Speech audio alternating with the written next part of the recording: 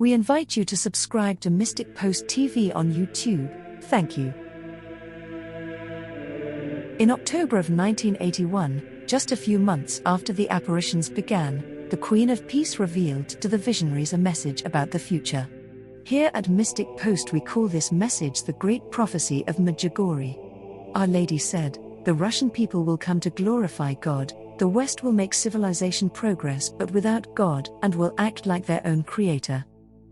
Did Russian President Vladimir Putin just confirm the Great Prophecy of Medjugorje in a fiery speech directed at the United States and the West by accusing them of outright Satanism? He said, now they, the West, have moved on entirely to a radical denial of moral norms, religion, and family. The dictatorship of the Western elites is directed against all societies, including the peoples of the Western countries themselves. This is a challenge to all. This is a complete denial of humanity, the overthrow of faith and traditional values. Indeed, the suppression of freedom itself has taken on the features of a religion, outright Satanism. Who can doubt that Our Lady's prophecy has unfolded precisely as she said it would? Today Western culture, ruled by atheist elites, is increasingly hostile towards Christianity and, as each day passes, the world kneels to the god of technology as it foolishly allows our civilization to be ruled by soulless machines governed by artificial intelligence. This is the world Our Lady warned us about. This prophecy was the first reference to the arrival of the time when man will seek to put himself in the first place above God. Then in a message to the visionary, Maria, on October 25, 2008, Our Lady openly revealed Satan's plan.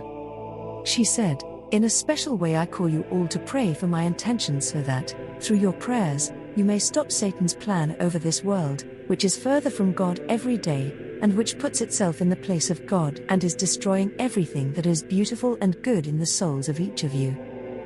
Father Livio revealed, in a dramatic statement, that he is concerned that the time of the reign of the Prince of Darkness has arrived. And the malady attacking the world is a sign of the times. He says that the worldwide malady has satanic origins and is a sign of the Antichrist. He implies that the time of trial has arrived and that the time of the mark of the beast will be a sign of the reign of Satan.